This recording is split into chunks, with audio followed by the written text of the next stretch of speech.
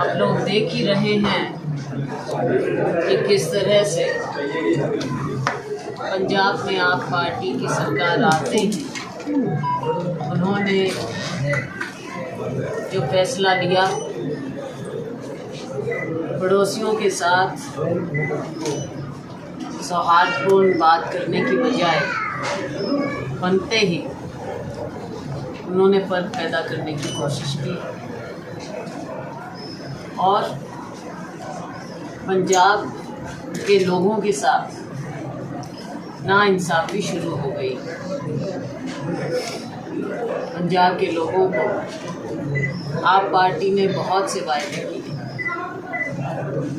लेकिन जब सत्ता पर बैठे तो इन्हें एहसास हुआ कि जितने वायदे किए वो पूरे नहीं किए जा सकते। सबसे पहले पहुँचे माननीय प्रधानमंत्री जी के दरबार में और खाली हाथ वापस आए। सोचा लोगों को क्या जवाब देंगे, तो ध्यान बांटने के लिए चंडीगढ़ का मामला बिना किसी बात के विधानसभा में लाकर प्रस्ताव पारित कर दिया। और दूसरी ओर देखिए, भारतीय जनता पार्टी, ऐसा लगता है मानो सोए हुए थे। हरियाणा के अनेकों मुद्दे हैं जो लंबित पड़े हैं। सबसे बड़ा मुद्दा हरियाणा वासियों के लिए है SYL नहर का पानी का, और ये हम बार बार कहते हैं। हरियाणा के लोगों के लिए SYL लाइफलाइन है, जीवन रेखा है। न जाने कितने साल बीते, हरियाणा पंजाब अलग हुए, 66 में अलग हुए, अनेकों कमीशन बैठे, प्रस्ताव हुए। सुप्रीम कोर्ट ने इस पर फैसला भी दिया, लेकिन ऐसे समय में भी जब पंजाब में भारतीय जनता पार्टी की सरकार, केंद्र में भारतीय जनता पार्टी की सरकार, हरियाणा में भारतीय जनता पार्टी की सरकार, लेकिन कोई मसला हल नहीं हुआ। सुप्रीम कोर्ट का फैसला आने के बाद सर्वदलीय बैठक भी हुई। फैसले हुए कि केंद्रीय नेतृत्व तक इसे उठाया जाएगा, माननीय प्रधानमंत्री जी, राष्ट्रपति जी, महामहिम राष्ट्रपति जी तक। लेकिन माननीय प्रधानमंत्री जी ने कभी SYL मुद्दे के लिए समय नहीं या लिया नहीं, या लेने में असमर्थ है, जो भी। लेकिन फिर हरियाणा का विशेष सत्र आज बुलाया गया, उसमें भी मामले को उठाया गया। हमें लगता है कि आप पार्टी और भारतीय जनता पार्टी केवल लोगों को बरगलाने में माहिर, हल निकाला नहीं जाता। चुनाव आते हैं, कुछ मुद्दे बन जाते हैं और बाद में उनके चिंबे कसने में डाल दिया जाता है। यही इन सब मुद्दों का कष्ट हुआ है, चाहे चंडीगढ़ की बात हो, चाहे द्विभाषी क्षेत्रों की बात हो, चाहे सबसे बड़ा SYL का मुद्दा। फिर प्रस्ताव पारित हुए। देखने वाली बात ये कि क्या फिर से इसी तरह से हरियाणा के लोगों के सामने बरगलाने वाली बात चलती रहेंगी, या इन मुद्दों का कोई हल भी निकले, वक्त बताएगा। लेकिन हम हरियाणा कांग्रेस की ओर से कह सकते हैं कि हम हरियाणा वासियों के लिए जो इंसाफ हमारे साथ होना चाहिए, हम हरियाणा वासियों की आवाज़ बनते रहेंगे और इन मुद्दों को और असलियत को लोगों के सामने ले जाते रहेंगे। कल हमने चंडीगढ़ में पार्टी की मीटिंग की। कल दिल्ली में विधायक दल की मीटिंग हुई। आज कांग्रेस पार्टी ने अपनी बातें भी रखी विधानसभा में। आने वाले समय में हम हर डिस्ट्रिक्ट में कांग्रेस ने प्रेस कॉन्फ्रेंस करेंगे। इन मुद्दों को मीडिया के माध्यम से लोगों तक पहुंचाएंगे। राज्यपाल महोदय से भी टाइम लिया जाएगा, ऊपर भी प्रयास किया जाएगा। अनुभव बहुत अच्छा नहीं, लेकिन हम लोगों तक ज़रूर जाएंगे। सरकार से अनुभव हमारा और उम्मीद बहुत ज़्यादा नहीं। आने वाले समय में और जो हमें लोगों को समय सब बातें तय करते हुए, स्थिति देखते हुए, तय करते हुए हम पद यात्राएँ भी रखेंगे। उसका फैसला बाद में लेंगे, लेकिन लोगों तक असलियत कांग्रेस पार्टी पहुँचाएगी।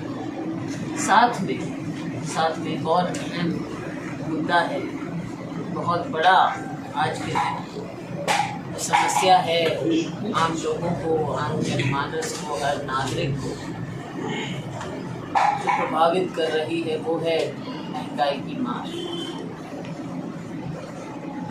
5 राज्यों में चुनाव हुए और उसी समय राहुल गांधी जी ने आगाह किया कि चुनाव खत्म होते ही आप देखना कि जिस तरह से पेट्रोल, डीजल, एलपीजी की कीमतें बढ़ाई जाएंगी, और वही हुआ।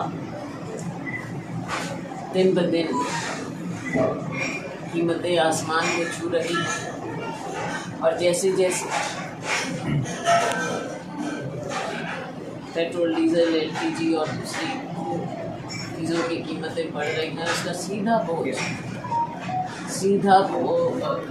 आम जनता पर पड़ रहा है। कामकाज ठप होते जाएंगे। ये फिर कोई ना कोई बात ऐसी करते हैं जिससे ध्यान भटके, असली मुद्दों पर ना आए। बेरोजगारी में फिर हरियाणा अव्वल। भविष्य हमारे युवाओं का अधिकार भी,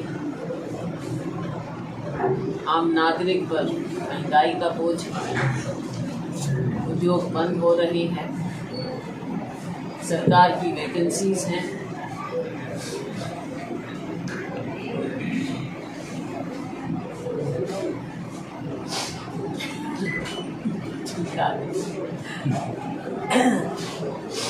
सरकार की वैकेंसीज हैं जो भरी नहीं जा रही।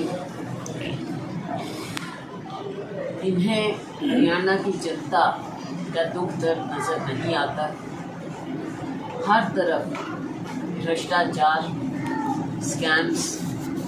किसी कमेटी को ले लीजिए, चाहे शहरी हो, चाहे गांव के हों, कोई भी विकास के कार्य हो, कोई प्रोजेक्ट, हर एक में भ्रष्टाचार की बू नजर आती है। चारों ओर भ्रष्टाचार फैला हुआ है। सरकार बीच बीच में दिखावा कर देती है, एक दो को पकड़ देते हैं, लेकिन जो मूल है, जड़ है, वहाँ तक आज तक नहीं पहुँचे। बड़े से बड़े स्कैम हुए हैं, लेकिन किसी को भी आप देख लीजिए इतने सालों सही अंजाम नहीं पहुँचा। आज के दिन जनता त्रस्त है। कांग्रेस पार्टी लोगों की बात को आती रहेगी, सदन में भी उठाएंगे और ज़मीन पर। मैडम, अभी आपने कहा कि चंडीगढ़ में आपने बैठक ली थी और सीएलपी की दिल्ली में बैठक थी, तो ये भी लोग इस चीज़ को देख रहे हैं कि फूट है पार्टी में, कुछ विधायक आपके पास थे, मेजोरिटी ऑफ MLA भाव थी, इस तरह की बात है। देखो, पार्टी का स्टैंड डिफाइन करना पड़ता है। कोई भी मुद्दा होता है, आप सबसे पहले ये सवाल पूछते हैं कि आपकी पार्टी का स्टैंड क्या है। पार्टी का स्टैंड डिफाइन करना पड़ता है। उसके लिए हमने मीटिंग चंडीगढ़ में बुलाई पार्टी हेडक्वार्टर्स। तो जो विधायक उधर थे मैडम दिल्ली थे, उनको भी इन्वाइट किया गया? उनको भी किया गया, कुछ पहुँचे वहाँ पर, कुछ नहीं पहुँचे। CLP की मीटिंग रखी गई, दिल्ली में रखी उन्होंने, अमूमन तो चंडीगढ़ में ही रखी जाती है। लेकिन CLP की मीटिंग रणनीति तय करती है इस सेशन में क्या स्ट्रैटेजी हो। दोनों में मुझे कोई ऐसा विरोधाभास नज़र नहीं आता, क्योंकि हमेशा CLP की मीटिंग्स होती भी रही हैं और होती भी रहेंगी। पार्टी की मीटिंग, पार्टी का स्टैंड पहले भी लिया जाता रहा है और आगे। ये वो सही, लेकिन कन्फ्लिक्ट हुआ कि प्रेसिडेंट मीटिंग बुला रहे हैं, उधर साथ साथ CLP मीटिंग बुला रहे हैं। तो ठीक है, अगले दिन सेशन था, अगले दिन सेशन का टाइम था। कम्युनिकेशन गैप हुड्डा साहब से बात हुई, कम्युनिकेशन गैप। अटकलें बार बार ये भी रहती है मैडम कि कुछ चेंज को लेके ये लोग मिलते हैं, बार बार हाईकमान से मिले हैं, पिछले दिनों मीटिंग में हमें इस तरह की रिपोर्टिंग होती है। बातों का क्या रिपोर्टिंग होगी, मीडिया लिखेगा भी, ये चीज़ तो चलती रहती है, हमारा हमेशा से चलती है। बिजली मंत्री रणजीत सिंह कहते हैं कि कांग्रेस नेतृत्वहीन पार्टी है, उसका कोई नेतृत्व नहीं है। हुड्डा संजय जी की नहीं मानते, संजय जी हुड्डा जी की नहीं मानते। बिजली मंत्री रणजीत सिंह का कहना है। अपना विचार हो सकता है, वो किस पार्टी में, कौन सी पार्टी में। कांग्रेस की चिंता होने को ज्यादा है।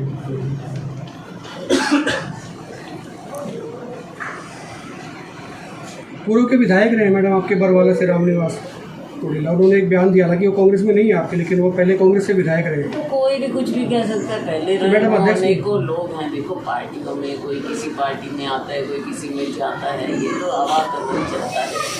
और सब आजकल मीडिया का भी इतना सबको शौक है मीडिया में जाके कुछ कहने का, ताकि थोड़े लाइक में रहे। नियुक्तियों को लेकर बात होती है मैडम कि नियुक्तियाँ कौन से पिटारे में बंद करके रखी हुई जो रिलीज नहीं हो रही? किसी ना किसी पिटारे में तो बंद है। तो कल भी वहाँ पूछ रहे थे, मैं कह जी प्रभारी जी से पूछो, जवाब तो वही दे पाएंगे। नहीं मतलब आप क्या कहना चाह रहे हैं, आपने तय कर लिए है ना, मतलब बंद है लिफाफे में बंद? देखो बात ये है कि इस चीज़ में कोई संदेह नहीं कि संगठन होना चाहिए। उस चीज़ को मैं ऐसे भी नहीं कह सकती कि कोई ज़रूरत है, संगठन तो होना चाहिए। लेकिन अब पार्टी का हमारा वो भी चल रहा है, मेंबरशिप भी चल रही है, संगठन भी आगे वो भी होगा, सब कुछ होगा। उसके बावजूद मैं ये दावा कर सकती हूँ कि कांग्रेस के हमारे लोग नीचे ग्रास रूट से लेकर ऊपर तक सभी लोग मेहनत करते हैं। कोई भी मुद्दा होता है उसे उठाते हैं, और आप देख रहे हो कि रोज़ की रोज़ हमारे तो कोई ना कोई अभियान चलते रहते हैं, चाहे महंगाई के खिलाफ है या कोई और जो भी मुद्दे आते हैं, ज्वलंत मुद्दे होते हैं, उसमें सभी लोग बढ़ चढ़ कर भाग लेते हैं। और संगठन भी होगा तो इन्हीं में सभी लोग होंगे। तो कोई संगठन का किसी ओहदे का मोहताज नहीं है। कांग्रेस पार्टी के और कांग्रेस के नेतृत्व के प्रति सभी लोग कमिटेड हैं और काम करते हैं। संगठन हो तो अच्छा है, नहीं है तो भी हम लोगों की उम्मीदों पर हमारे लोग, हमारे कांग्रेस के कार्यकर्ता पूरे खराब करते हैं। अध्यक्ष को जो पावर दी जानी चाहिए थी हाईकमान से, शायद उसमें कोई कमी रही है क्या? संगठन पावर में संगठन की साइनिंग अथॉरिटी नहीं बन पाए? नहीं, संगठन तो देखो ऊपर से होता है हमारी पार्टी। मेरे लेवल पे तो होता तो हम कर देते, लेकिन मेरे लेवल पे नहीं होता। हमारे यहाँ पार्टी में संगठन ऊपर से आता है, कई राज्यों में नहीं। अशोक तंवर चले गए, आपने आपसे पहले प्रेसिडेंट रहे कांग्रेस के, कितना कमाल कर पाएंगे? वो तो पहले भी शायद थी, उनकी मर्जी किसी भी पार्टी। महंगाई के मुद्दे को लेकर कांग्रेस पार्टी अलग अलग प्रांत में पूरे देश में आंदोलन करती रही, उसके बावजूद ही चुनाव के रिजल्ट जो आया कांग्रेस के विपक्ष में गया सारा। विपक्ष और पक्ष की बात नहीं है, लोकतंत्र में लोगों की आवाज़ उठाना विपक्ष का कर्तव्य होता है, हमारी जिम्मेवारी होती है, और वो उठाना किसी भी लोकतंत्र में एक विपक्ष का मुखर होना, आवाज़ उठाना बहुत ज़रूरी होता है, और हम अपनी जिम्मेवारी निभाते हैं। अब कब कौन सा मुद्दा ऊपर आ जाए वो एक अलग बात है, लोग किस मुद्दे को लेकर वोट डालें वो एक अलग मुद्दा है, लेकिन ये बात भी आप मानेंगे कि महंगाई एक मुद्दा है और सभी लोग उससे त्रस्त हैं। समस्त कांग्रेस के लोग इस बात को उठा रहे हैं और देशवासी इस महंगाई से त्रस्त हैं। आज के दिन इस बात को कोई नहीं नकार सकता, चाहे आप मीडिया के साथ हैं, चाहे कोई भी हो। महंगाई जिस तरह से बढ़ रही है ये एक देन है भारतीय जनता पार्टी की हमारे देशवासियों। जैसे चंडीगढ़ राजधानी को लेकर, पंजाब और हरियाणा का एसवाई को लेकर कई वर्षों से ये मुद्दा एक तरह से नज़र में नहीं आ रहा था, ठंडा पड़ा हुआ था, एकदम से उठ गया। क्या कारण मानते हैं कि आप क्या राजनीति के कारण ये लाया जा रहा है, या क्या मानते हैं आप? तो मैंने कहा ना कि आप पार्टी ने वायदे तो बहुत बड़े बड़े करते हैं, लेकिन उनको पूरा तो नहीं कर पा रहे, उसके ध्यान तो हरियाणा के मुख्यमंत्री जो बोल रहे हैं उसमें कितने सहमत हैं आप? किस बात जैसे कुछ गाँव हैं उसमें हरियाणा को लेने को लेकर है, ऐसा है, अलग अलग अवार्ड अलग अलग कमीशन, तभी हमने कहा हमारा स्टैंड है पार्टी का ये था, केवल चंडीगढ़ अकेला मुद्दा नहीं हो सकता, कई मुद्दे हैं जो जुड़े हुए हैं और उन सबको निकालना पड़ेगा। सबसे पहले जो SYL का मुद्दा है उसको सुप्रीम कोर्ट अपना वर्डिक्ट दे चुका है, पहले उसका हल निकालें, और बाकी के जो मामले हैं चाहे वो चंडीगढ़ है या हिंदी भाषी क्षेत्र हैं उन सबको फिर होलिस्टिकली देखना चाहिए। पूर्व विधायक और पूर्व मंत्रियों की पेंशन काटी गई है मैम पंजाब के अंदर, आप किस प्रकार देखते हैं? हरियाणा में भी इस प्रकार लागू होना चाहिए? देखो उनके यहाँ बहुत बुरा हाल है, फाइनेंसेस का बहुत ज़्यादा बुरा हाल है पंजाब में। वो सोच रहे हैं कि इस तरह की बात करके लोगों में वाहवाही लूटेंगे कि देखो हमने सबसे पहले इनसे इनके वो ले लिए वापस, और लोग उसमें खुश हो जाएंगे। लेकिन लोगों को तो खुश आप तब करेंगे ना जब जनता तक कुछ ट्रांसफ़र करेंगे। जनता तक भी तो आप कुछ ट्रांसफ़र करने की बात करो ना, जो आपने बातें की हैं, वायदे किए। पर ये बात तो है, देखो कई राज्यों में तो बहुत ज़्यादा पेंशन है। सीएम ने आज फैसला लिया मैडम कि जो 000001 जो नंबर की गाड़ियाँ हैं वो सरेंडर करेंगे, उनको बेचेंगे, उससे बड़ा फायदा होगा, इकोनॉमी बढ़ जाएगी। कितने कर्जे में तो डुबा रखा है हरियाणा को, कर्जा बढ़े जा रहा है, आमदनी है नहीं उतना, आप ब्याज देने लग रहे हो। ये छोटी छोटी बातें हैं, 0 ये वो, इनसे क्या रखा है। मेन बात तो ये है कि हरियाणा को 0 कर रखा है आपने। 2.5 साल हो गए मैडम, और 2.5 साल से भी कम वक्त रहा है चुनाव का, तो मतलब आधे से ज़्यादा समय हो गया। कितने मार्किंग करते हैं सरकार में? 0 है जी, 0 ये खुद ही 0 के आंकड़े लिए जा रहे हैं। आप देखो ना, महंगाई को आप देख लीजिए, आप बेरोज़गारी को देख लीजिए, आप चाहे ये स्कैम्स हैं इनको देख लीजिए। असली मुद्दे तो ये हैं, इनमें सरकार कटघरे में खड़ी। सरकार तो कहती है 0 टॉलरेंस नीति पे काम कर रहे हैं। हाँ, 0 टॉलरेंस तो लोग अब दिखा देंगे, इनके प्रति पता चल जाएगा, लोग भी 0 टॉलरेंस की नीति अपना लेंगे। फिर कुलदीप बिश्नोई जी ने जो रैली की एक तरह से, मतलब उससे क्या दिखाना चाहते हैं कांग्रेस पार्टी? और कुलदीप जी क्या लगता है आपको कि वो भी प्रदेश अध्यक्ष से भागदौड़ में, या उनको भागदौड़ देने वाली है कांग्रेस पार्टी आने वाले समय में? वो जो बात है वो अलग बातें हैं, लेकिन उन्होंने अपना एक दिखाया है, वहाँ पे रखी है मीटिंग, कांग्रेस अपने हिसाब से उन्होंने। कांग्रेस पार्टी ने उनका जलवा माना या नहीं माना? जलवा